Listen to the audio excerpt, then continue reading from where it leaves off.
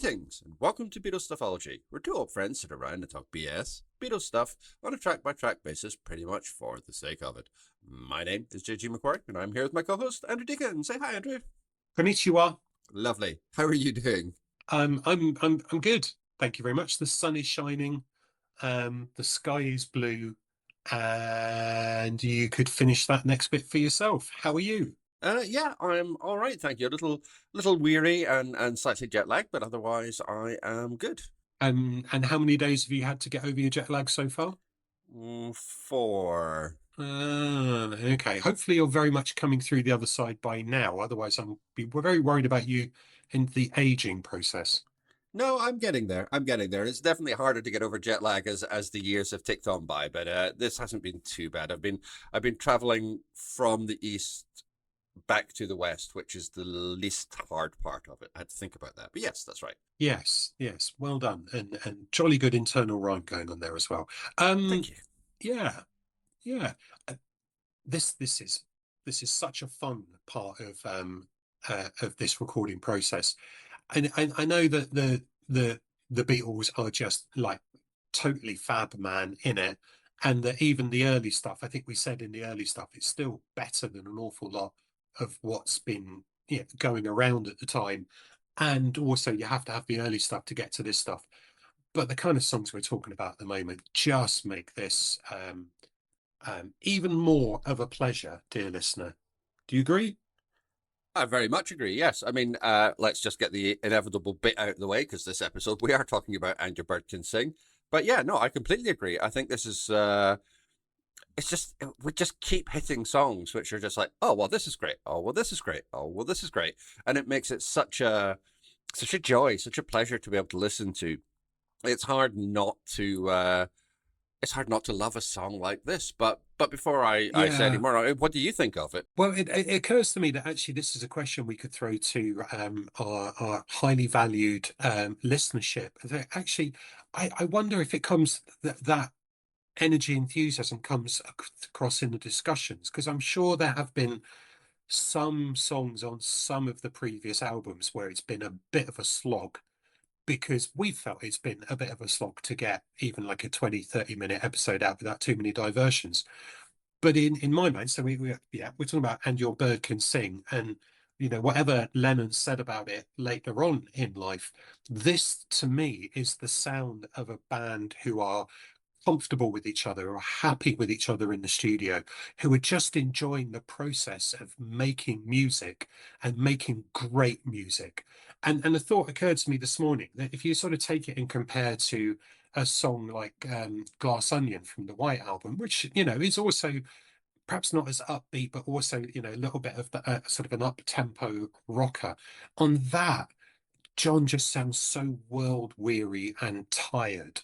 Now, maybe that's just the amphetamines in kicking in during Revolver or whatever else that it was that they were taking, but they're just having a blast with this. This is one of those songs. I think probably the song on the album where it sounds like they are just having the most fun. Yeah, yeah, absolutely. There is something incredibly joyous about the way that this is recorded, and particularly, having the opportunity to be in the studio for an extended length of time, not really having to worry too much about deadlines or pressures, which even as we discussed previously on Rubber Soul, they still did have to do. But that pressure is kind of off a little bit. They're not doing the slog of touring, so they're free to just concentrate on working in the studio. Their creativity is pretty much at peak levels here.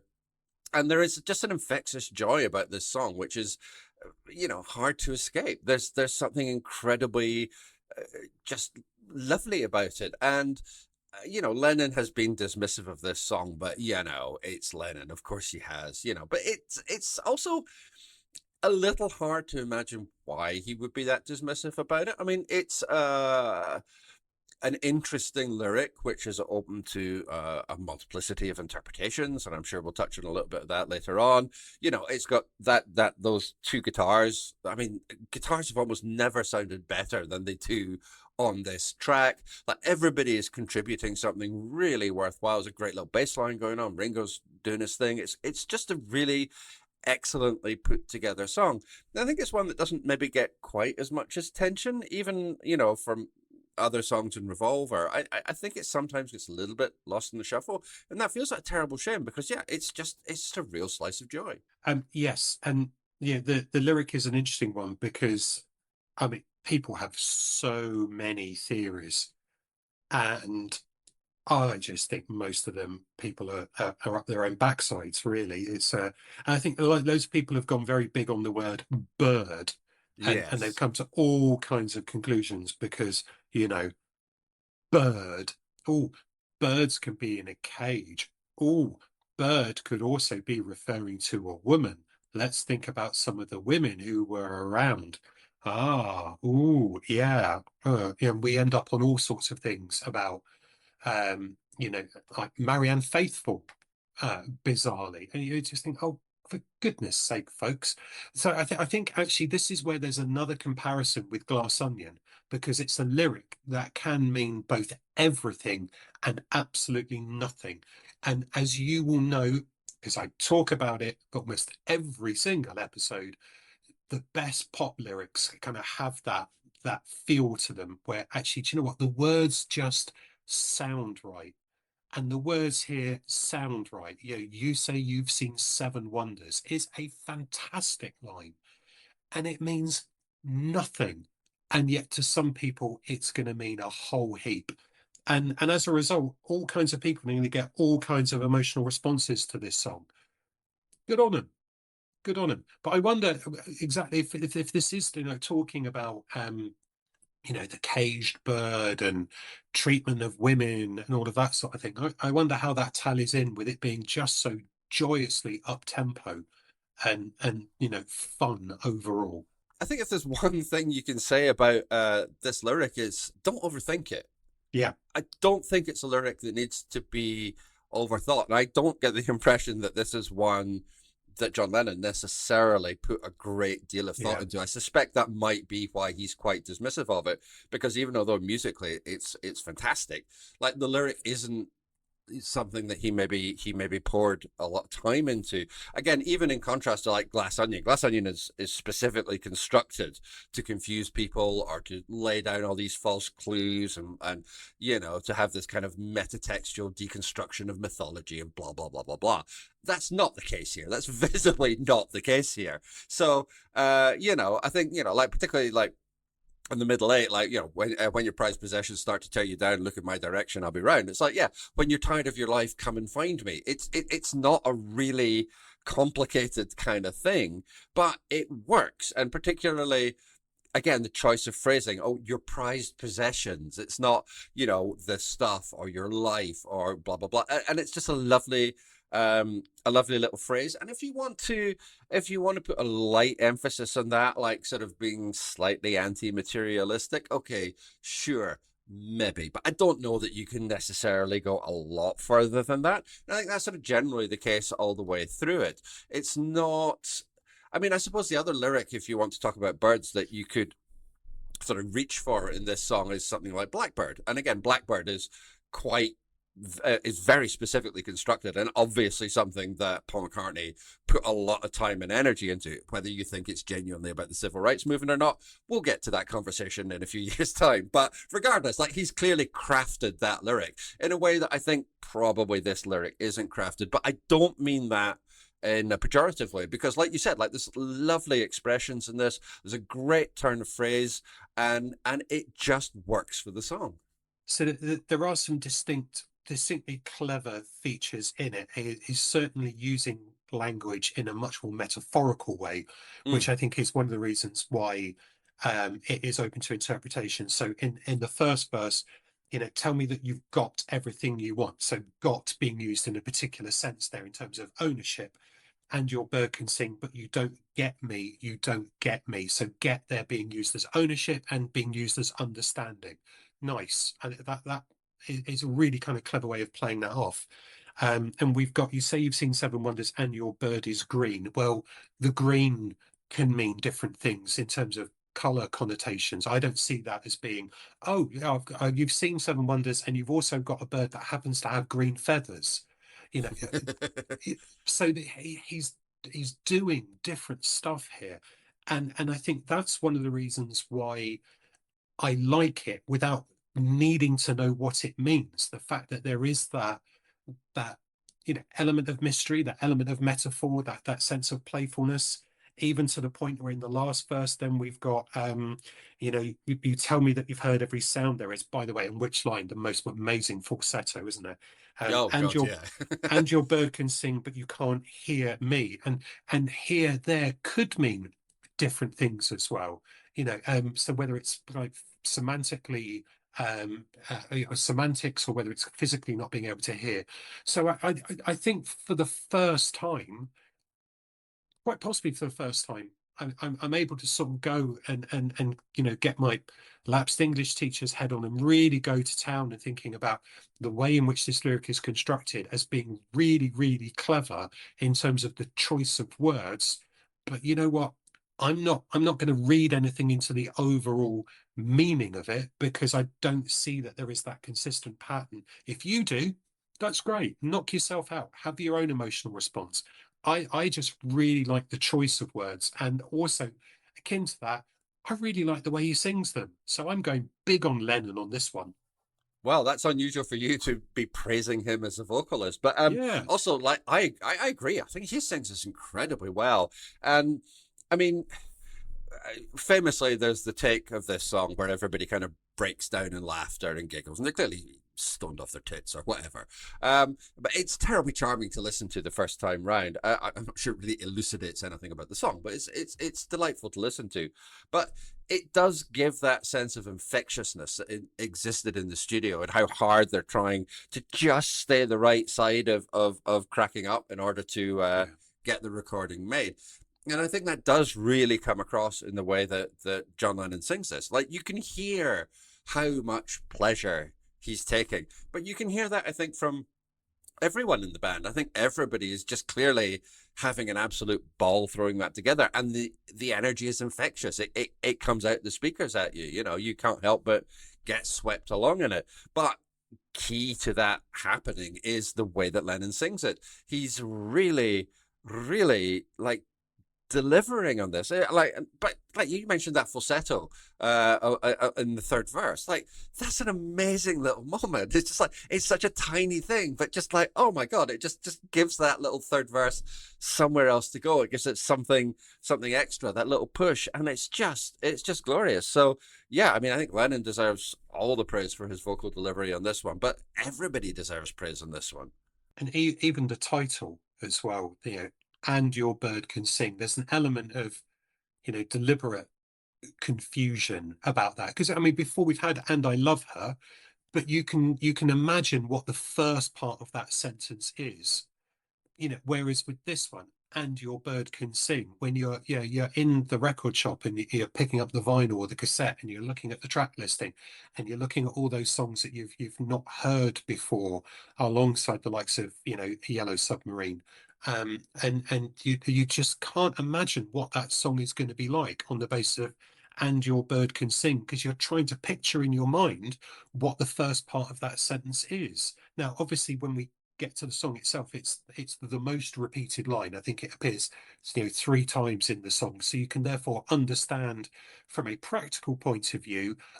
Right, that's a repeated line, so therefore it's a clear refrain. Therefore, we'll make that the title. But when you've not experienced the song and you see that that's the title, there is a world of wonder that opens up. And my God, that sounds pretentious. Well, yeah, but I think it would. Firstly, I agree, but I think secondly, like it would be really easy for this song to have a slightly more straightforward title. It could easily be called "You Can't See Me" or "You Don't Get Me" or Yeah, something like that. Like it's something a little bit more prosaic, but it's not, and that's part of the pleasure of this song. Like it's not taking the easy route; it's giving you something which is essentially a title with a whacking great big question mark over the top of it. What what does that mean? What the hell are you talking about? But then you want to find out, like you want to listen to the song, and go, what? And that's great. That it's a great little method of pulling you in, and it's another way where you can see pretty much every single choice that is made in this song is the correct one. There's never one where you go, I don't know, maybe I wouldn't have done it that way, or maybe that's so. No, every choice here is just the right choice. It's the right guitar sound, it's the right vocals, it's the right title, it's the right lyric, it's the right everything. And it's just another example of how well constructed and well put together this song is. And still managing to seem pretty effortless, because I think that's the other thing about this song. It doesn't feel it's not showy off. Even although those introductory sort of guitar lines are just incredible to listen to and to hear play, and like I mentioned earlier, like all like one of the reasons this song doesn't seem to get a lot of sort of, we'll talk about cover versions a bit further on, no doubt, but like it doesn't get a lot of like interesting cover versions is because guitarists can show off when they're playing that introduction, and that's great. And it sounds amazing, but there's something so effortless. There's something so light about the way that this is worn. And again, I think that's part of this song's charm. It's not trying to batter you over the head with how clever it is, how technically proficient the guitar playing is, how amazing everything is in it. It's just it simply is. It's very, very unpretentious in that sense. And that just adds to the pleasure of it all. Yeah, and it's one of those songs that seemingly has two lead guitarists on as well, if that isn't a contradiction in terms. Yeah, no, absolutely. Um, I think the implication is that it's both Harrison and McCartney, to the point where there is that story about Joe Walsh spending hours and hours and hours and days practicing playing it, and then because I think he is the related by marriage, whatever, to George, no, to Ringo. That was it. Yeah. And then played it to him, and Ringo told him, well, well done, but yes, it's hard, but that's the reason it's hard is because it's two people playing, not one. So he is apparently the only person that can play that riff. He spent so long practicing it because no one else does. But then that reminds me of my. I don't know if you have any favorite dueling guitar tracks, but the one that constantly crops up in rotation on any playlist I've got is the Velvet Underground's "What Goes On," Mm. which I just absolutely adore. But I think they're multi-tracked guitars rather than dueling lead guitars, although you can think of them as dueling. Um, It has the same overall effect, though. yeah, absolutely, absolutely. But pretty sure that Lou Reed would never for one moment suggest he was influenced by the Beatles. No, I very much imagine that is something he would avoid saying at all bloody No, costs. no, absolutely. But it just adds another element to it, and the bass is booming as well, which I think is important. So it is melodic, but it booms.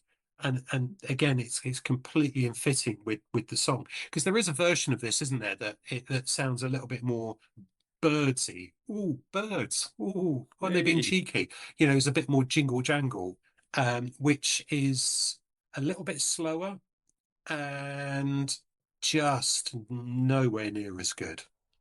Absolutely, yeah. I think that's the version that's on Anthology, which is interesting to listen to. But like I said before, it doesn't really add an awful lot to the song, other than they got it right when the time came to it. It's definitely one of those ones where yeah, you can hear that there's a bit of a development. But I think I'm right in saying that the version which is released has been speeded up slightly.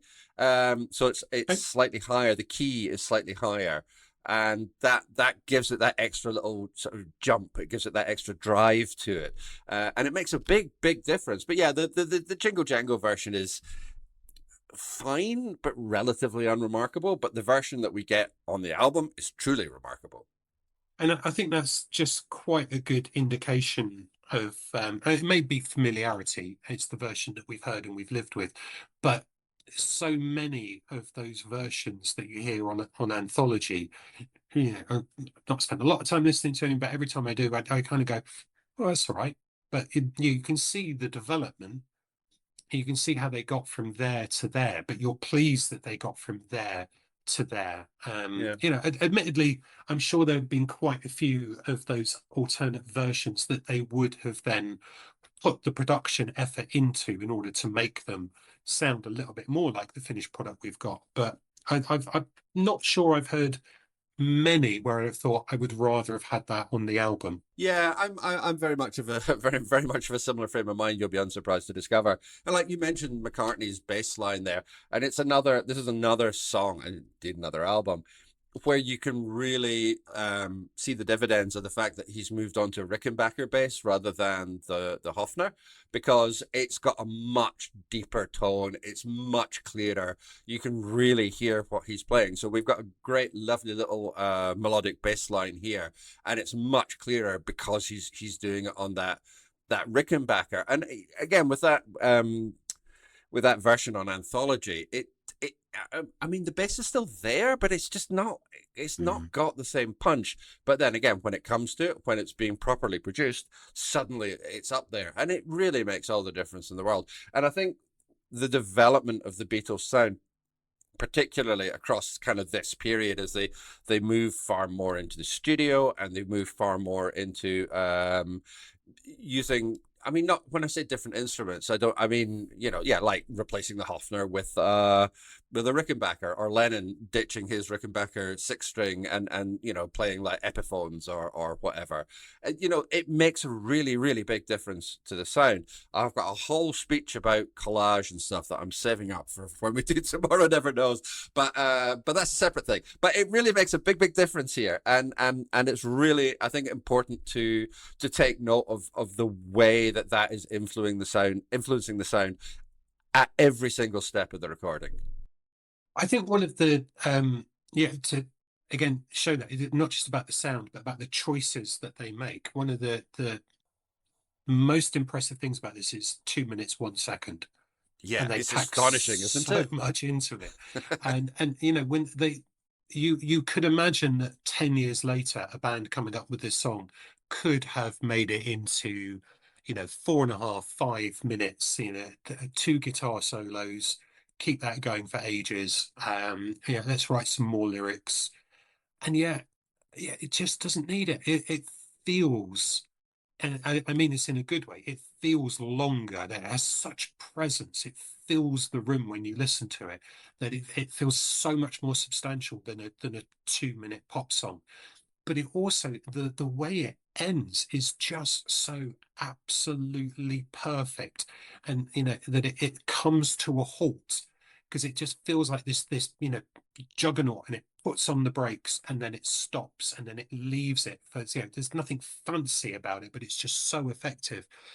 But if anything, I'm a little disappointed that, as brilliant as this is and as brilliant as For No One is, that this ends and then it goes straight into For No One. Because whenever I hear the end of this song, if perhaps I'm listening to it not as a continuous run of the album, but as part of a playlist, it always sounds to me like it should either then go into Taxman or Dr. Robert. And I would encourage you to try that, play it and then sequence it so it goes straight into one of those two songs, and you'll see what I mean. It just would be, perfection, be 4.5 minutes of pop perfection, to have those two songs, the combination of those songs sequenced like that. It would just work.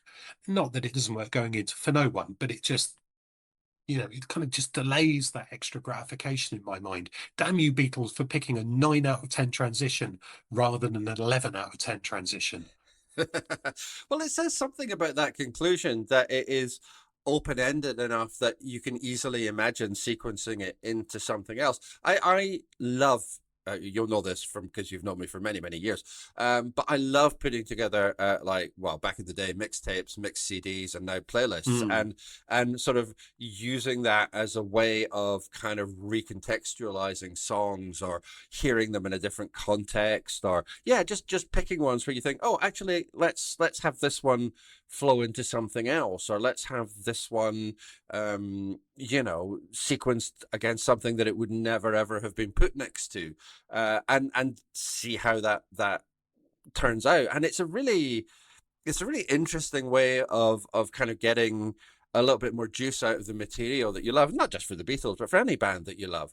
And just gives that different context, allows you to structure things in a way that can be really interesting. And because For No One is a much more downbeat song, it's very easy to understand why you have that transition from And Your Bird Can Sing. But that final chord there, I think I'm right. I don't have the music in front of me. I think it's the A chord, that final kind of,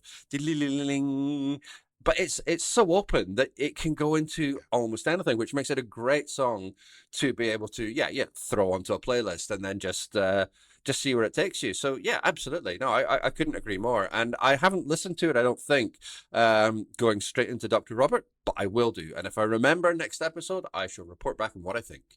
Well, maybe not next episode, maybe the episode after, which is the Well, one on I suppose Dr. I'll have Robert. forgotten by then. Come Yeah, on. all right, fair enough. Okay, all right, that's a good point. I mean, bear in mind it is 2 minutes 1 second. We've done about 26 minutes on this, and it feels like if we start stretching it anymore, it's going to be a complete contrast to the song itself. Besides the fact that it's probably just going to be a whole bunch of us going, "In it, brilliant," and Yeah, yeah, "In it, brilliant." Yeah, it it is. is Is there brilliant. It any is other brilliant. brilliant things about it you wanna say? I mean, do you want to touch on cover versions for this one? I think we probably should. Where did you start? Well, I started with the Jam, which is maybe not a big surprise. And their cover version of this is good. How Yeah, controversial a statement. Yeah, I mean, yeah, I've mentioned this a couple of times now, but most of the cover versions are pretty straight down the line. And again, I think that's because guitarists get the opportunity to show off on it, and so you want to make that your big feature statement, like, oh look, I can play this difficult guitar line along with somebody else who can also play this difficult guitar line, and that's fun, that's great, and the Jam are not strangers to Beatles related material. I think it's fair to say, and they do a no, great job of it. It's and it's a really really good cover version.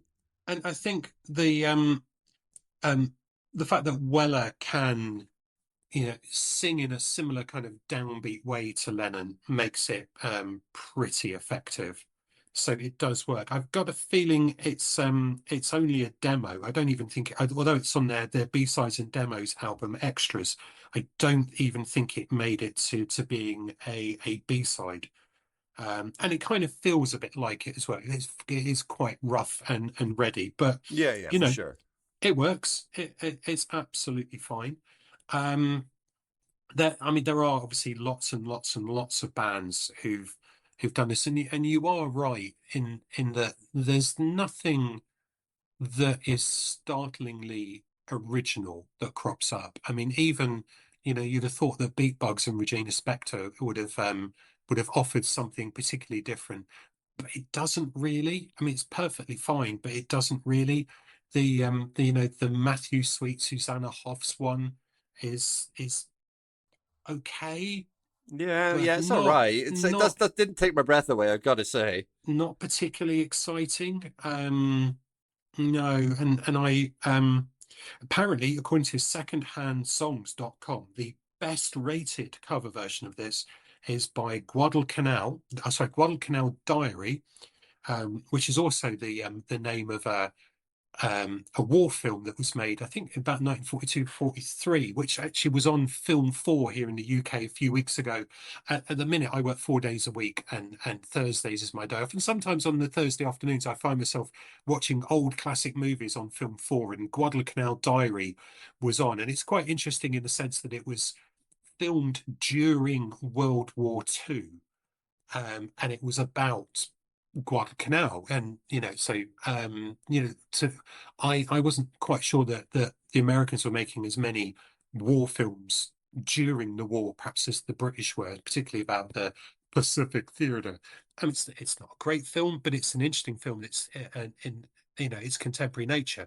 So then to find there's an 80s Southern American band contemporaries of the likes of REM. I thought, oh, okay, well, this could be quite interesting. Dear listener, it's not that interesting. It's really not. That The was a lot. only That in was a lot of build up for that, I gotta say. it was, yeah, it was all context and absolutely no punchline. And produced by Don Dixon, I think, who also produced some REM. It sounds, yeah, I suspect they've got more Wikipedia pages relating to that band than they have got album sales. But it makes it into Paste magazine's 80 best albums of the 1980s.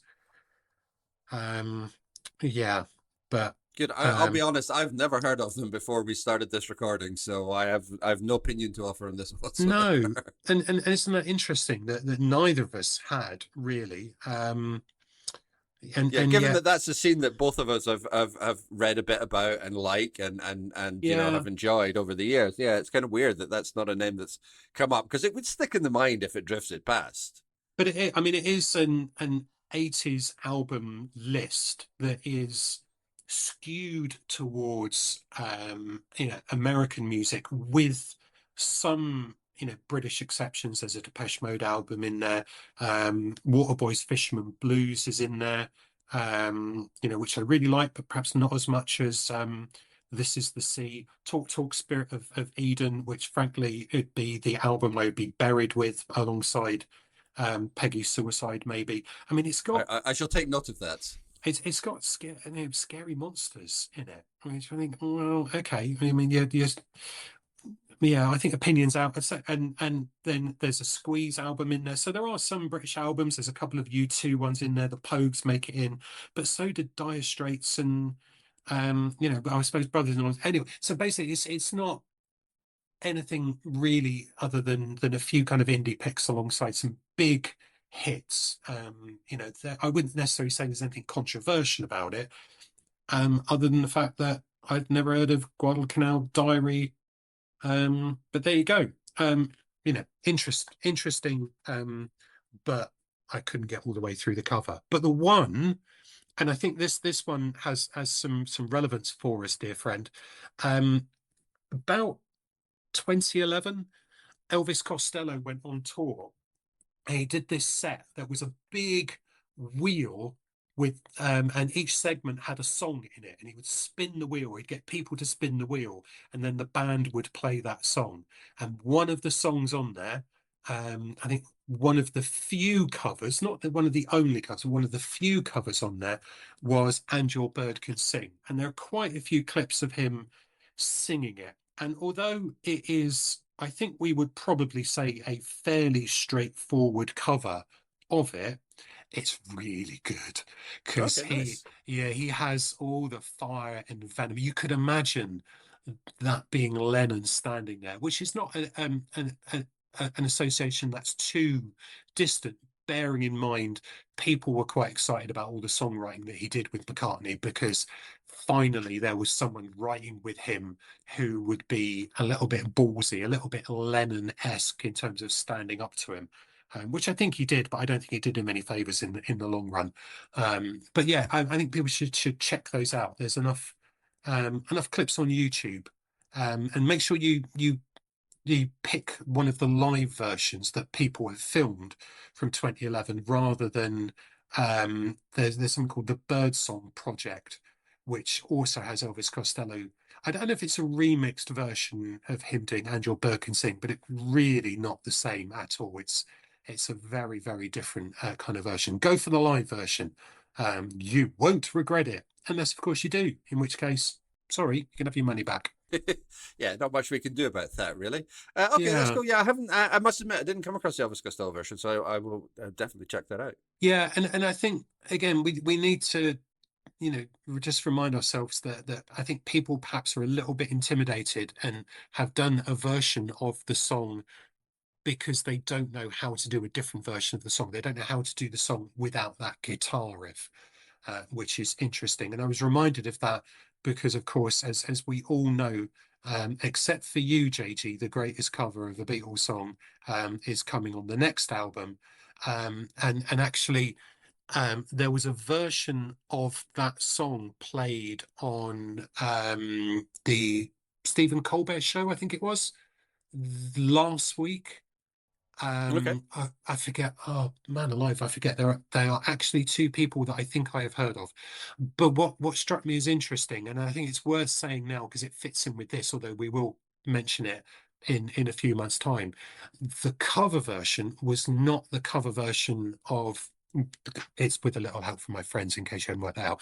It wasn't a cover version of the Beatles doing with a little help from my friends. It was actually a cover of Joe Cocker doing with a little help from my friends, if you understand the difference. Yeah, So very, very well. Yeah, yeah. massacring is the word I would use. But yes, I understand. I understand that this stylistically they're doing it in the Cocker style, not the Star style. Yes, doing it in the Cocker style. That's possibly your best double entendre of the day. Thank you kindly, sir. I resisted the temptation to do another one there. I'm all done now.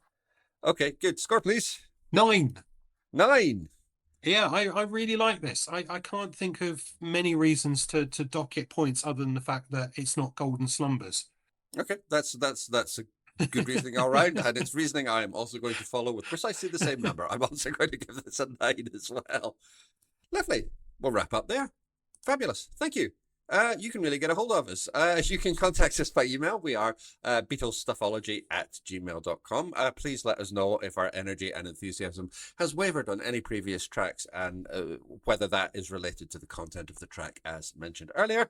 We are Beatles Stuffology on Instagram, and you can find my blog at www.jgmcquarrie.scot. Please like, rate, and review us on whatever podcatcher you're using so that more people can find the show. Next episode, we will be recording For No One, which is not really a reflection of our listening figures, but nevertheless, it's what we're going to do. And as always, we hope you're going to join us for it. But until then, keep listening.